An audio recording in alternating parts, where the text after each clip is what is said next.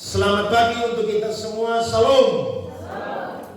Tidak terasa waktu berlalu begitu cepat. Sudah tanggal 2 Maret ya saudara-saudara ya. Tema kita di bulan Maret ini adalah Yesus Kristus, nama yang dapat dipercaya. Saudara percaya nama Tuhan Yesus Kristus?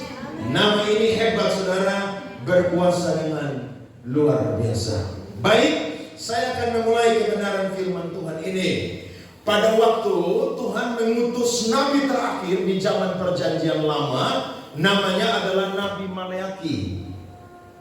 Waktu Nabi Maleaki ini saudara melayani, maka pesan-pesan Tuhan itu disampaikan dengan tegas dan keras kepada orang-orang Israel, karena mereka itu kehilangan hubungan yang akrab dengan Allah, sehingga mereka itu banyak melakukan penyimpangan dalam hal-hal rohani. Tetapi setelah Nabi Maleaki tampil saudara dan selesai melayani, maka tidak ada satu nabi pun yang Tuhan utus saudara-saudara untuk menggantikan atau saudara melayani pada waktu itu. Sehingga masa 400 tahun Allah itu tidak pernah saudara berfirman dengan mengutus satu orang nabi pun. Tapi saya mau berkata, kalau Allah tidak mengutus seorang nabi selama 400 tahun, bukan berarti bahwa Allah tidak mempersiapkan segala sesuatu. Ada amin?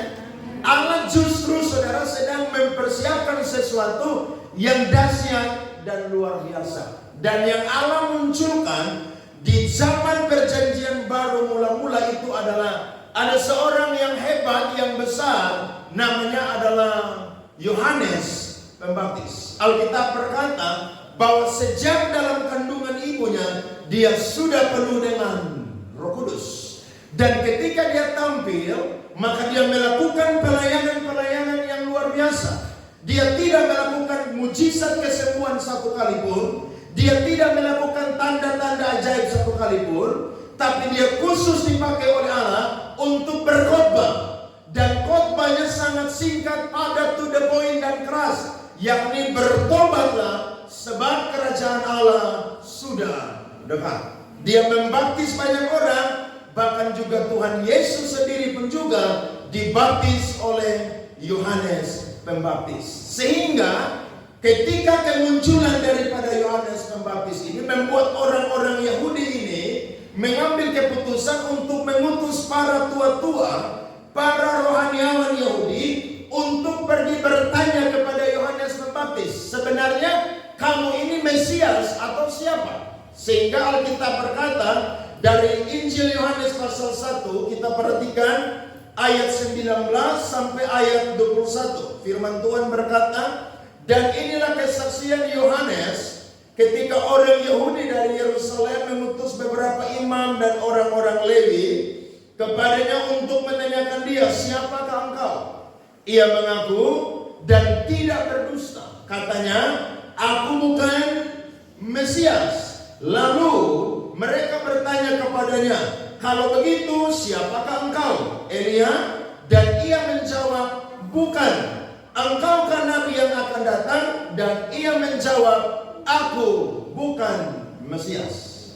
Dia berkata bahwa dia tidak melakukan perbuatan-perbuatan yang lebih besar daripada Tuhan Yesus Kristus. Sebab dia hanya membaptis dengan air, tapi yang datang yakni Yesus Kristus membaptis dengan Roh Kudus. Bahkan dia berkata di ayat yang ke-23 itu sangat luar biasa. Dia berkata, dia hanyalah suara yang memberitahukan bahwa persiapkanlah jalan untuk Tuhan. Jadi Yohanes Pembaptis luar biasa, tapi ingat, dia tidak lebih besar daripada Tuhan Yesus Kristus. Begitupun juga dengan saya dan saudara. Mau dipakai oleh Tuhan model seperti apapun, spektakuler seperti apapun, ingat, Yesuslah yang terbesar. Kita tidak ada apa-apanya.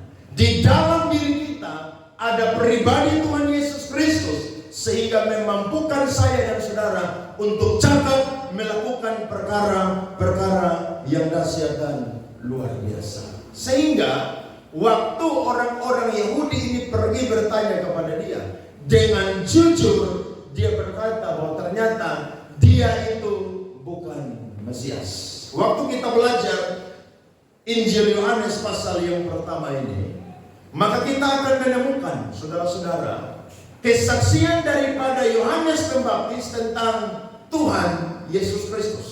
Ada dua kesaksian. Yang pertama adalah tentang keilahian atau kealahan daripada Yesus, dan yang kedua adalah tentang kemanusiaan daripada Tuhan Yesus Kristus.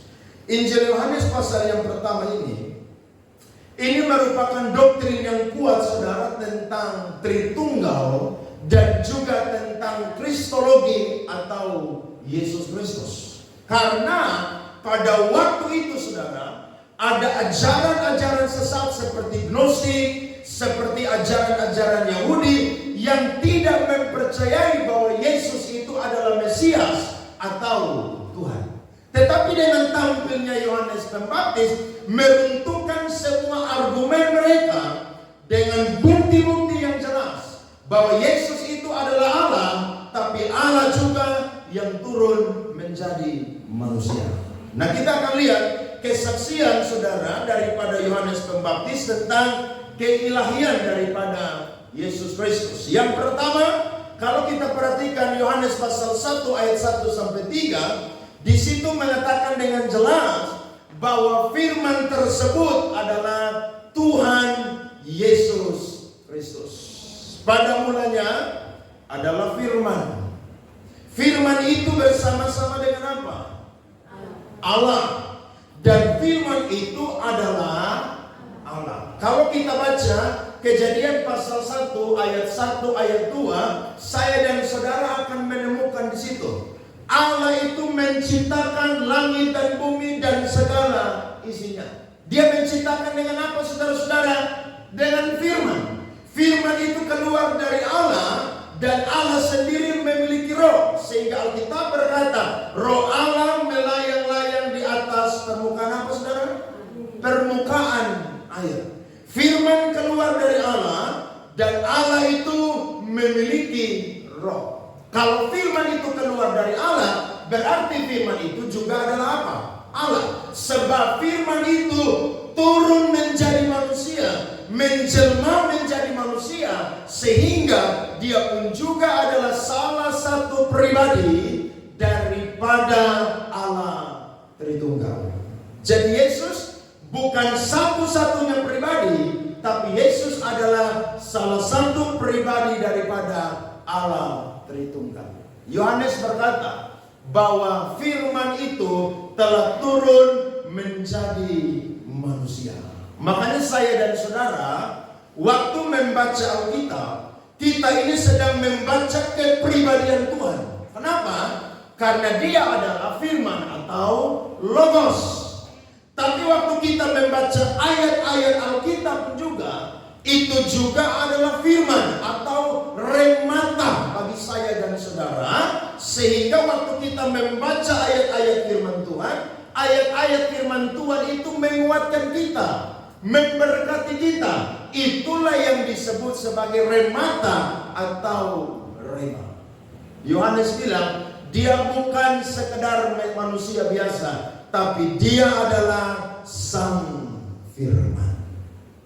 Makanya ada banyak orang yang mencoba meruntuhkan iman Kristen, tidak akan pernah bisa. Kenapa? Karena iman Kristen adalah iman yang berpusat kepada suatu objek. Objek iman Kristen itu apa, saudara? Yesus Kristus. Kekuatan dari iman Kristen bukan dari orang-orang Kristen, tapi dari objek yang saya dan saudara itu percaya dan sembah. Kita percaya bahwa objek yang kita sembah dan percaya itu adalah Allah yang telah berfirman, telah menciptakan, sehingga tidak ada seorang pun yang sama seperti dia. Betapa bangganya saya dan saudara jadi orang Kristen. Allah yang benar-benar adalah Allah, orang tinggalkan, pergi cari Allah yang bukan Allah. Itu aneh tuh. Padahal Yesus Kristus telah turun menjadi manusia. Dia adalah sang Makanya saya dan saudara kalau baca Alkitab itu baca kepribadian Tuhan. Waktu saya dan saudara membaca firman, kita sedang mencocokkan kehidupan kita dengan Yesus itu sudah sama atau belum. Dan kita akan mendapati kita masih jauh dari kesempurnaan. Mari baca Alkitab setiap hari. Amin. Sebab dia adalah Logos, tapi dia pun juga adalah Rema, saudara. Memberkati, memulihkan saya dan saudara. Yang kedua adalah Yohanes Pembaptis berkata bahwa Yesus Kristus adalah Sang Alfa dan Omega. Sebelum dia ada, Yesus Kristus sudah ada. Perhatikan ayat 15, Yohanes pasal 1. Alkitab berkata, Yohanes memberi kesaksian tentang dia dan berseru katanya, inilah dia yang kumaksudkan ketika aku berkata, kemudian daripadaku akan datang dia yang telah mendahului aku, sebab dia telah ada sebelum siapa?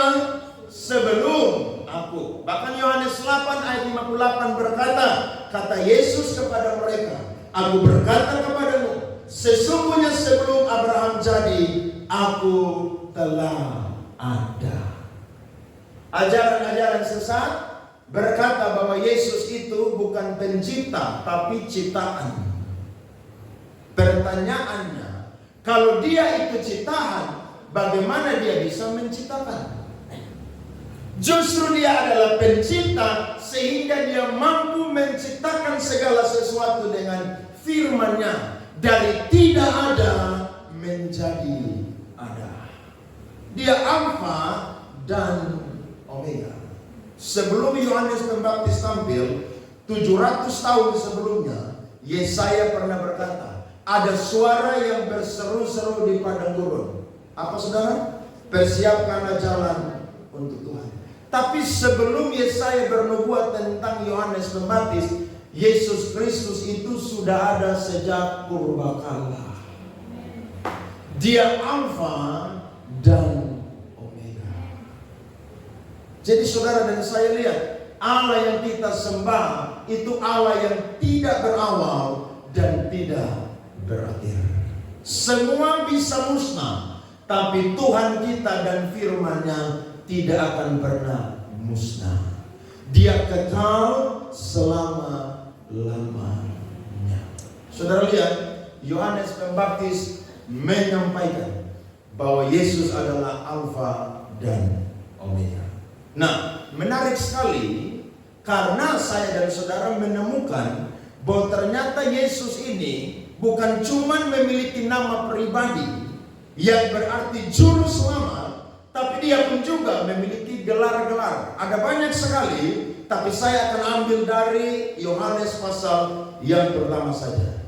Di sini Yohanes Pembaptis memberi kesaksian tentang kemanusiaan daripada Tuhan Yesus Kristus. Yang pertama adalah Yohanes Pembaptis bersaksi bahwa Yesus Kristus adalah anak domba Allah. Lihat ayat 29. Alkitab berkata, pada keesokan harinya Yohanes melihat Yesus datang kepadanya dan dia berkata, lihatlah anak domba Allah yang apa saudara? Yang menghapus dosa dunia. Sebutan anak domba saudara berarti bahwa Yesuslah yang menjadi korban bagi penghapusan dosa.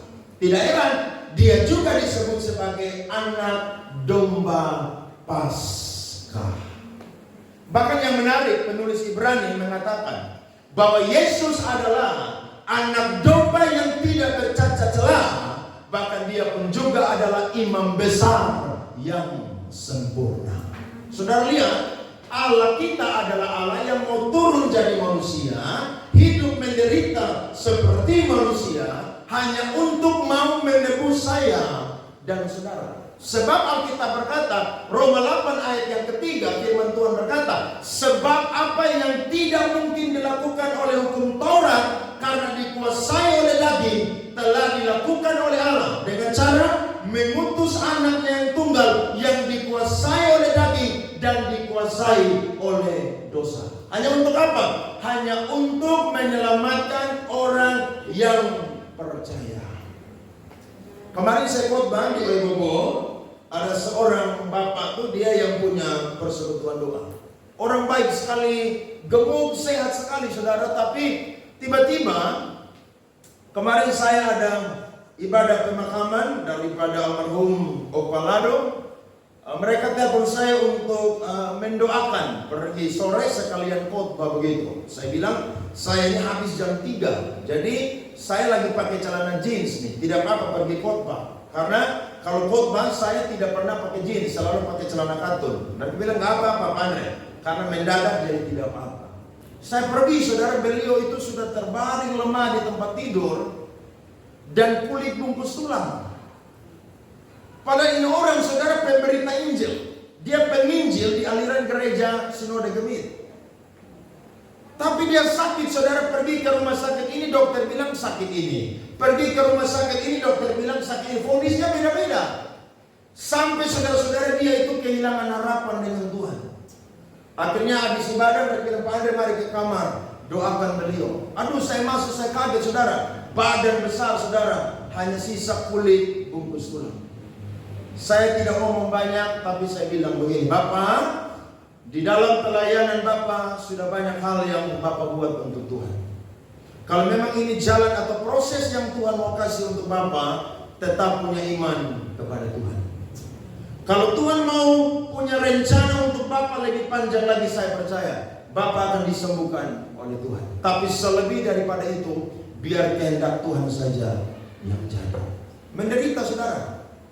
Tapi saya mau bilang, sekali Yesus, tetap Yesus. Kenapa? Karena kesakitan, penderitaan, kesesakan, pergumulan kehidupan yang berat tidak akan pernah memisahkan saya dan saudara dari kasih Kristus. Kenapa?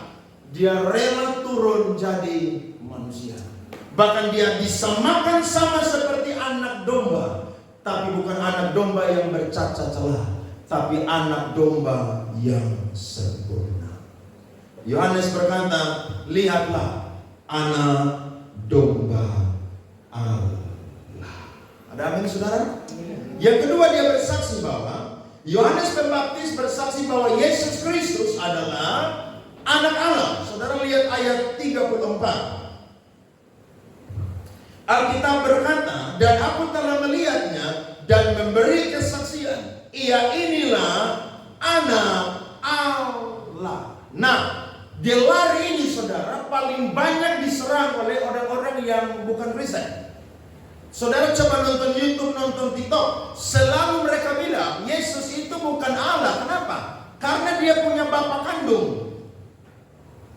Nah, ajaran ini, saudara, ajaran yang berasal dari abad kedua, namanya adalah orang-orang Kristen penganut adopsionisme. Mereka orang Kristen dari aliran Ebionit, saudara-saudara. Ajaran ini berkata, waktu Yesus itu jadi manusia, dia itu manusia sempurna yang tanpa dosa. Jadi ketika dia dibaptis oleh Yohanes Pembaptis, dia itu diangkat oleh Allah Bapa menjadi anak tunggal. Saudara lihat, ini ajaran seakan-akan benar, tapi ini ajaran yang sesat.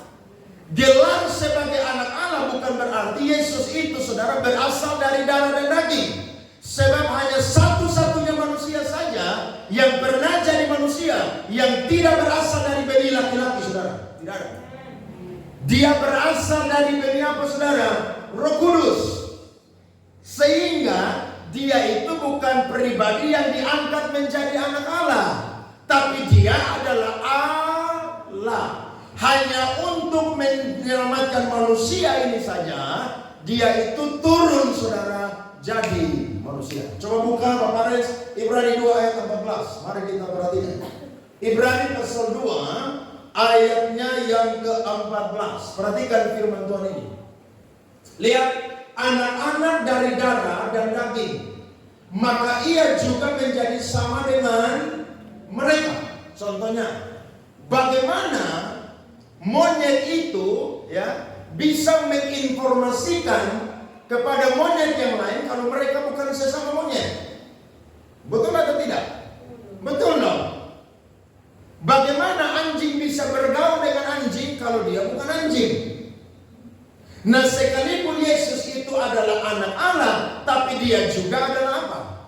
Allah. Monyet adalah monyet. Dan kalau dia punya anak, namanya anak monyet. Tapi apakah kalau dia anak monyet, dia bukan monyet? Dia tetap apa, saudara? Monyet. Hanya bedanya dia anak monyet. Nah, Yesus dalam konteks inkarnasi, saudara, dia turun menjadi sama dengan apa? Manusia. Jadi kalau Allah mau menyelamatkan manusia, maka harus ada seorang yang harus turun jadi manusia. Itulah yang diserang oleh orang-orang bukan Kristen. Masa Allah jadi manusia? Memang otak kamu tuh kalau baca Alkitab hanya mau mencari kesalahan daripada Alkitab. Saya debat dengan itu Ustadz Suma tuh dari jam 9 sampai jam 2 pagi. Dia bilang, Pak Pendeta, besok saya tunggu Pak Pendeta debat lagi. Oh, saya bilang kalau saya ada waktu saya akan masuk room kamu dan berdebat. Kenapa? Dia serang ini, serang itu. Saya bilang kamu tuh tidak tahu Alkitab, tapi so tahu tentang apa? Alkitab. Orang berkata bahwa mengerti tentang konsep Yesus Kristus itu sulit sekali. Sebenarnya tidak sulit. Hanya kamu saja yang tidak mau rendah hati untuk mau apa? Belajar. Dia harus turun jadi manusia dan mendapat bagian dalam keadaan mereka, supaya oleh kematiannya ia memusnahkan dia, yaitu iblis yang berkuasa atas apa, saudara? Atas maut. Jadi saudara lihat, bulan depan semua orang Kristen akan merayakan Paskah. Orang Kristen akan kembali mengingat ada satu pribadi yang sangat jauh sekali, transenden, tidak bisa dijangkau. Tapi dia turun, saudara, nyata imanen menjadi manusia. Sehingga saya dan saudara punya Allah yang hidup. Jadi jangan tinggalkan Tuhan Yesus demi apapun, saudara-saudara. Jangan tinggalkan. Karena dia adalah Tuhan dan Allah. Namanya dapat dipercaya.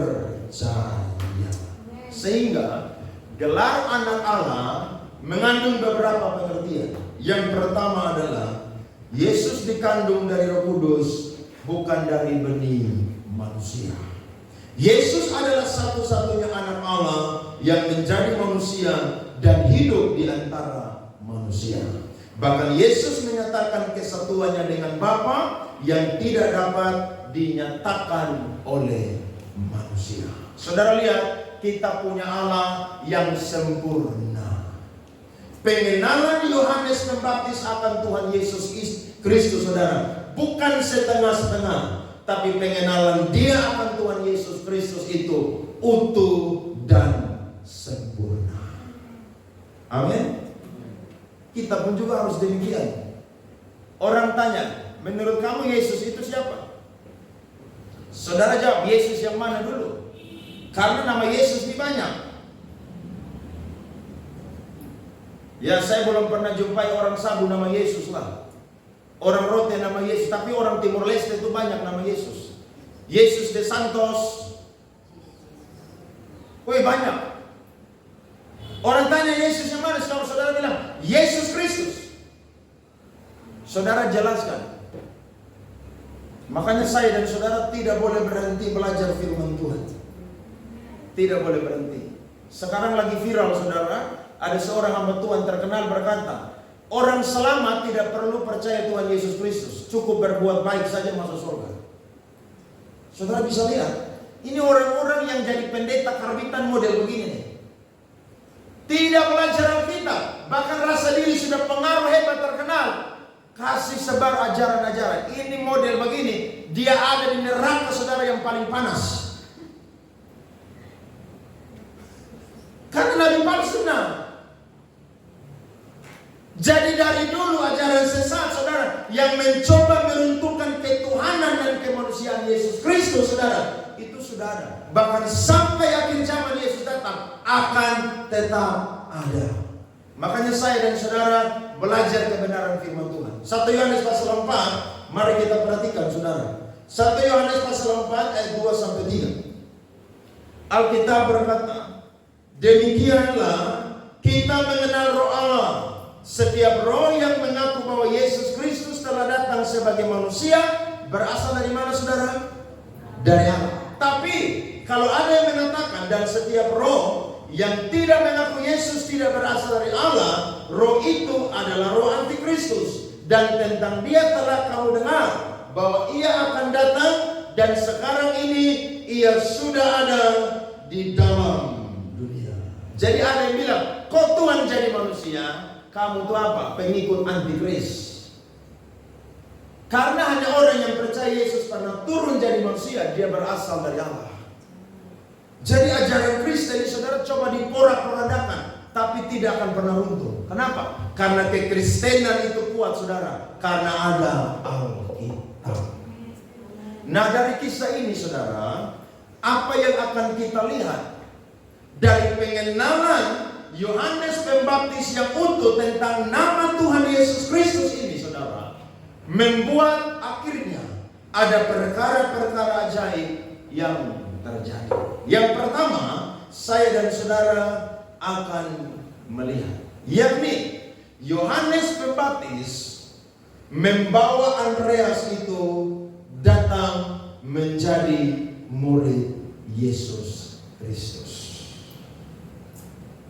Ini pelajarannya. Makanya waktu saya dan saudara kenal nama Tuhan Yesus dengan utuh dan sempurna, saya dan saudara akan berani berdiri dengan kepala tegak bersaksi tentang Tuhan Yesus Kristus. Saudara akan bawa jiwa datang kepada Yesus Kristus. Padahal Yohanes Pembaptis pada waktu itu, dia adalah seorang yang sangat berpengaruh, bahkan punya banyak pengikut, saudara-saudara. Tapi ketika dia melihat Yesus, dia menunjuk bahwa dia adalah anak domba Allah. Dia adalah anak Allah. Ternyata dia tidak mau bawa orang datang kepada dirinya, tapi dia bawa orang datang kemana, saudara? Ke Yesus Kristus. Itu yang menjadi visi dari gereja.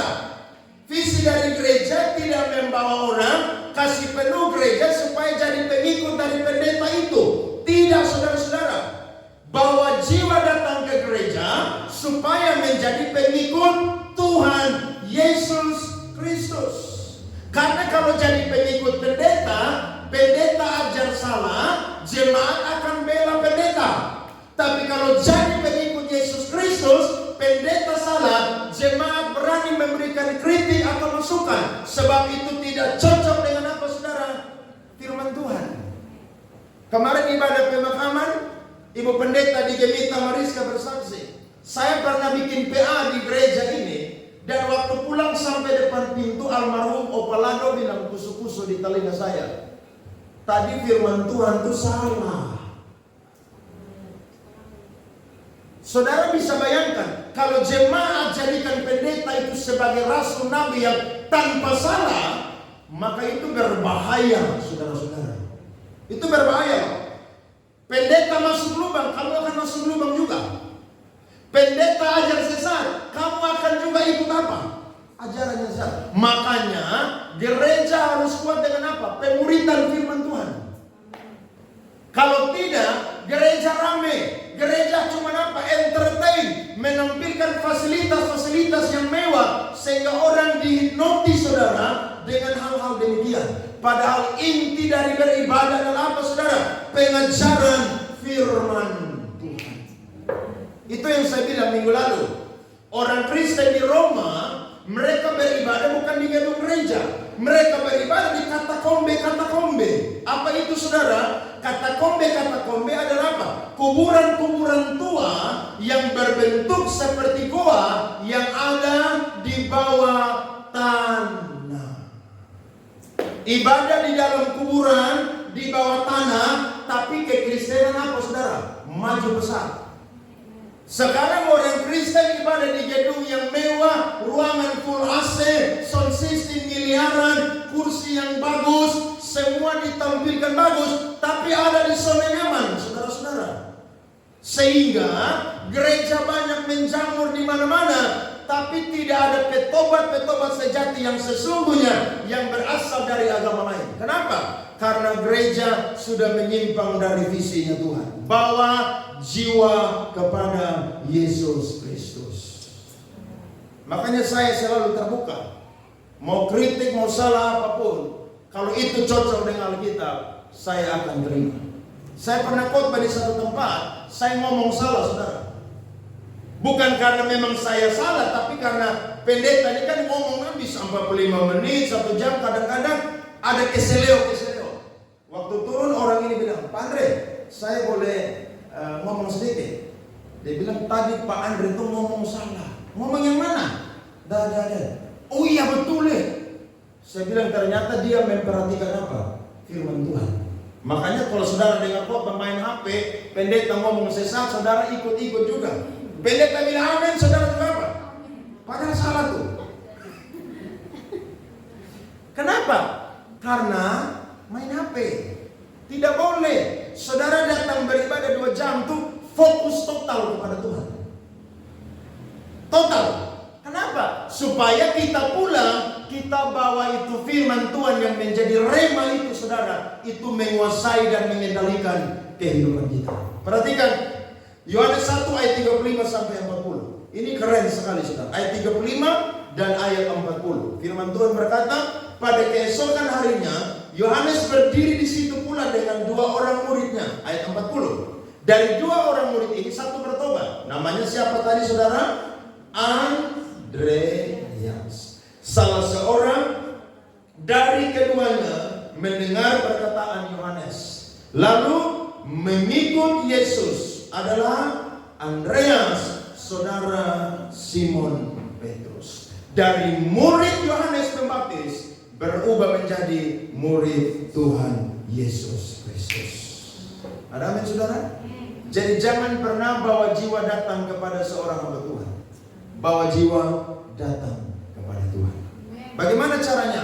Mengenal Tuhan dengan utuh dan sempurna. Saudara akan bisa berani berbicara tentang Tuhan Yesus Kristus. Yang kedua, dari Andreas, saudara, ternyata dia membawa saudaranya Simon Petrus menjadi murid Yesus Kristus. Ayat 41 sampai 42. Andreas mula-mula bertemu dengan Simon saudaranya dan ia berkata kepadanya, kami telah menemukan Mesias, artinya Kristus. Ayat 42, ia membawanya kepada Yesus. Perhatikan, dia tidak bawa kepada dirinya, tapi bawa kepada siapa? Yesus Kristus. Yesus memandang dia dan berkata, engkau Simon anak Yohanes, engkau akan dinamakan Kefas. Artinya siapa, saudara? Petrus. Saudara lihat, dari satu orang diselamatkan menjadi tambah orang yang diselamatkan. Berarti dari sini kita belajar, kalau saudara diselamatkan, jangan puas dengan keselamatan yang saya dan saudara sudah terima, tapi bawa jiwa datang kepada Yesus Kristus. Bagaimana gereja ini bisa penuh dengan jiwa-jiwa? Bagaimana kita bisa melakukan ibadah bukan cuma 1 kali, bisa 2 kali, 3 kali, 4 kali, 5 kali, dan sebanyak mungkin? Jawabannya adalah bawa jiwa kepada Tuhan. Siapa jiwa yang paling dekat, saudara-saudara? Saudara kandungmu. Lihat, Andreas bawa dia punya saudara kandung. Namanya siapa? Simon Petrus. Memang kadang-kadang injili saudara kandung itu paling susah. Karena dia yang tahu kita penduduk berdiri. Dia yang tahu dari A sampai Z. Tapi saya yakin ketika orang berjumpa dengan Kristus dan jadi murid Kristus, dia akan berusaha untuk membawa orang datang kepada Yesus Kristus. Contohnya, saudara punya keluarga di rumah tidak pernah gereja. Saudara ajak, mari kita ke gereja. Gereja di mana? GBI Kupang Praise Center. Ibadah cuma 2 jam. Jam 9 sampai jam 11. Dia bilang, udahlah, nanti aja. Oke, minggu depan saudara ajak lagi. Dia bilang, udahlah, nanti aja. Tiba-tiba minggu depan saudara, Dia kena musibah. Bukan saudara lagi yang ajak dia bilang begini, besok saya mau ikut kamu pergi ke mana? Gereja. Tapi sebelum dia datang, saya dan saudara yang harus apa? Memulai. Makanya saya bingung kalau orang Kristen, anak Tuhan, dia tidak bisa bawa jiwa datang kepada Tuhan, bawa dia punya saudara, bawa dia punya keluarga. Itu sesuatu yang aneh, saudara. Karena saudara kita adalah jiwa pertama yang harus dijangkau. Saudara tega nanti saudara ada di surga, saudara lihat dia di neraka menderita. Kan tidak toh? Kita rindu kita ada di surga, dia juga ada di mana? Surga. Biasa kalau orang meninggal itu kan orang sedih itu. Kalau saudara kandung biar mau jahat seperti apapun, pasti akan menangis hancur hati itu. Itu penyesalan akan muncul. Apalagi kalau dia belum bertobat. Saudara, aduh Tuhan kasihan saya punya saudara nih, dia tidak bertobat. Aduh dia punya tempat ada di mana nih? Neraka. Kalau dia berdosa, tapi sebelum mati ada kesempatan untuk minta ampun, surga. Tapi tiba-tiba kaget mati saudara. Aduh, itu sangat tragis dan kasihan. Makanya saudara ingat baik-baik. Berapa saudaramu di rumahmu yang belum bertobat? Minggu depan ajak dia datang gereja di sini. Bisa? Loh, kok saudara diam, saudara dengar ini firman, masa saudara bilang amin, saya mau bawa jiwa datang kepada Tuhan. Lo bisa atau tidak? Karena waktu saudara dan saya ketemu Tuhan, Tuhan tidak tanya saudara pun jumlah di rekening uang itu ada berapa. Tuhan tidak pernah tanya. Tuhan tanya, kamu sudah menginjil berapa banyak jiwa dan bawa jiwa datang kepada saya. Itulah yang Paulus bilang apa?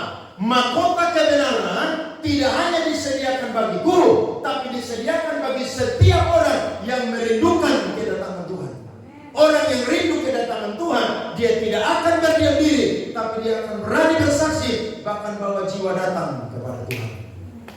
Kalau itu orang tidak punya ongkos datang gereja, saudara kasih uang. Lah uang gereja cuma 1 minggu 1 kali, masa saudara kasih uang, saudara habis uang? Dulu waktu saya masih main-main musik belum jadi pendeta, saya tuh paling hobi antar jemput orang kalau beribadah, paling hobi. Kenapa?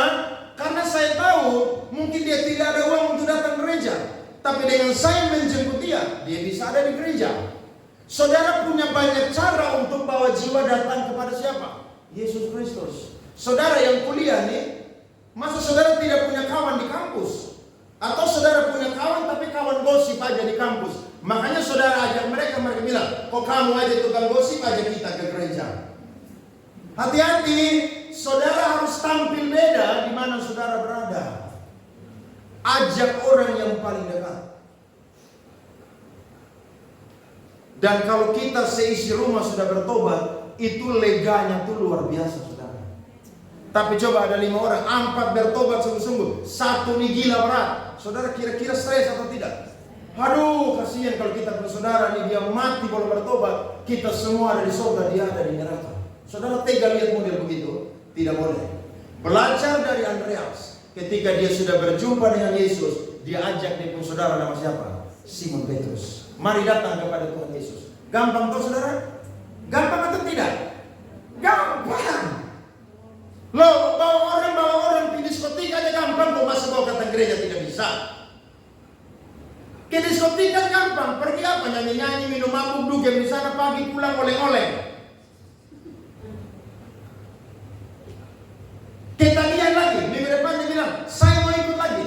Tuh lihat, bawa orang ke diskotik, orang jadi apa? Ketagihan. Tapi ketagihan bukan karena kebenaran, tapi karena apa? Terikat dengan dosa. Tapi kalau saudara bawa datang kepada Yesus, mereka berjumpa dengan Yesus, saya yakin perubahan terjadi dalam kehidupan mereka. Beri tepuk tangan dong kepada Tuhan. Amin.